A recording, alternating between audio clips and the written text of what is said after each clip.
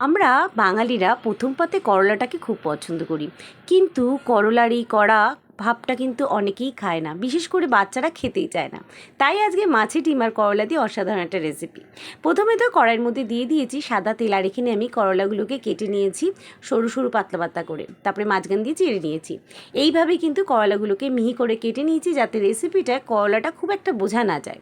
এইবারে আপনারা যদি করলা তেতো ভাবটা বেশি উপভোগ করতে চান তাহলে একটু মোটা করে কাটবেন, আর পাতলা করে কাটলে করলা তেতো ভাবটা কম লাগে। সেক্ষেত্রে ছোট বড় যারা পছন্দ করে না তারাও কিন্তু বুঝতে পারবে না যেটা করলা। আমি তো বাচ্চাদের বলেই নি, কিন্তু তারা চেটে পুটে খেয়েছে। আর এটা কিন্তু ভাত বা রুটি সব কিছুর সঙ্গে কিন্তু খুবই মজা লাগে, আর বোঝাই যায় না যে করলার রেসিপি। তো যাই হোক, রেসিপিটা বলি। এখানে দিয়ে দিচ্ছি করলাটা একটু ভাজা হয়ে গেছে, দিয়ে দিচ্ছি কুচুনো পেঁয়াজ। কুচুনো পেঁয়াজটা কিন্তু ভালো করে করলার সঙ্গে ভাজবো, তবে হ্যাঁ, কড়া করে ভাজবো না, আমি জাস্ট তেলের মধ্যে ভালো করে করলাটা পেঁয়াজটা সাঁতলে নেবো। যেহেতু করলা হতে একটু সময় লাগে আর পেঁয়াজটা কম, তাই জন্য করলাটাকে আগে নেড়েছি, তারপরে দিয়ে দিয়েছি পেঁয়াজটা। এবারে তেলের মধ্যে নাড়াচাড়া করবো। এক্ষেত্রে কিন্তু একটুখানি তেলটা আমি একটু বেশিই দিয়েছি, আপনারা চাইলে কমও দিতে পারেন, তাতেও খারাপ হবে না, ভালোই লাগবে। দিয়ে দিলাম হলুদের গুঁড়ো, আর তার সঙ্গে দিয়ে দেবো আরও কিছু গুঁড়ো মশলা। রেগুলার যে গুঁড়ো মশলা, হলুদ গুঁড়ো, জিরে গুঁড়ো, ধনে গুঁড়ো সব অল্প পরিমাণেই দেবো, যেই হিসেবে পরিমাণ সেই হিসেবে। তা আমি এখানে হাফ চামচের কম দিয়েছি মশলাগুলো। আর এখানে ধনে গুঁড়ো দিয়ে দেবো সামান্য একটুখানি, নুন আর দিয়ে এবারে এটাকে কিন্তু ভালো করে নাড়াচাড়া করব, যাতে করে মশলাগুলো ভালো করে ভাজা হয়ে যায়। আর এবারে এই মশলাটাকে ভালো করে কষিয়ে নেব, যাতে করে করলার সঙ্গে মশলাটা ভালো করে মিশে যায়। আর একটু নাড়াচাড়া করেই দিয়ে দিলাম এর মধ্যে টমেটো কুচি। টমেটোটা আমি একটু বেশি ব্যবহার করেছি, মানে বড় সাইজে একটা টমেটো ব্যবহার করেছি এই পরিমাণ করলার জন্য। এবারে এটাকে ভালো করে কড়াই নাড়াচাড়া করব, আর এরপরে এই কড়াইটাকে নাড়াচাড়া করে এটাই কিন্তু দিয়ে দেবো মাছের যে ডিমটা আমি তুলে রেখেছিলাম, সেই ডিমটা, নুন হলুদ মাখানো মাছের ডিমটা দিয়ে এবারে মাঝখানে ফাঁকা করে নিয়েছি, সেখানে তেলের মধ্যে মাছের ডিমটা একটু ভেজে নেবো, যাতে কাঁচা গন্ধটা চলে যায়। আর এবারে এটাকে ভালো করে বেশ সময় ধরে করলার সঙ্গে মাছের ডিমটা ভাজতে হবে। যত ভাজবেন তত কিন্তু মাছের ডিমটা গুঁড়ো গুঁড়ো হয়ে যাবে। দেখতেই পাচ্ছেন এখানে মাছের ডিমটা আমি প্রথমে এক পিঠটা ভেজে নেবো, তারপরে উল্টে অন্য পিঠটাও ভেজে নেবো।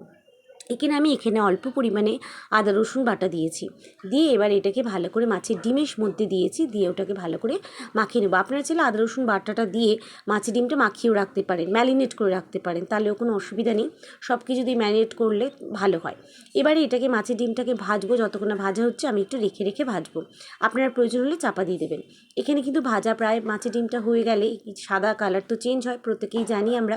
আর এই মাছের ডিমের স্বাদটাও কিন্তু খুব ভালো লাগবে। অনেকে মাছের ডিমও খেতে চান না, আবার করলাও খেতে চান না, তারা কিন্তু এইটা একসঙ্গে হলে এটার স্বাদ অনেক বেড়ে যায়, দুটোরই স্বাদ অনেকটা বেড়ে যায়।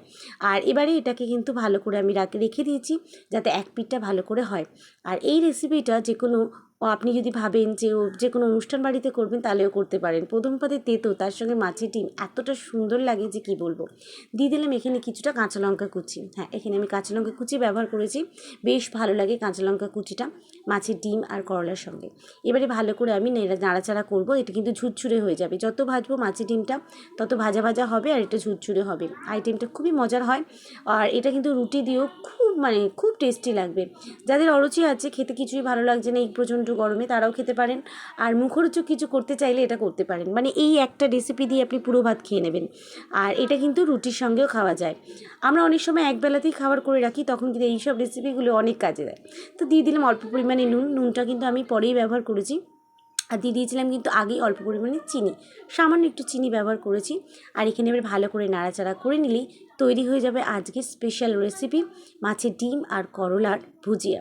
এই রেসিপিটা আপনারা প্রত্যেকে ঘরে অবশ্যই ট্রাই করবেন, আশা করছি ভালো লাগছে। আর রেসিপিটা খেতে তো দুর্দান্ত হবেই, অবশ্যই করে দেখবেন। আর এবারে দিয়ে দিলাম কিছুটা ধনেপাতা ডান্টিতে কিন্তু প্রচুর পরিমাণে ফ্লেভার থাকে, তাই জন্য ডান্টিটা অ্যাড করেছি। যারা মাছের ডিম পছন্দ করেন না ফ্লেভারটা, তাই এখানে কিন্তু ধনেপাতাটা বেশ মজা লাগে। তৈরি হয়ে গেল মাছের ডিম আর করলার ভুজিয়া। এবারে সাদা ভাতের সঙ্গে, গরম গরম ভাতের সঙ্গে জমে যাবে। এই একটা রেসিপি আমার সব 5 রকম তরকারির কাছে কিন্তু হিট ছিল। কেমন লাগলো জানাবেন।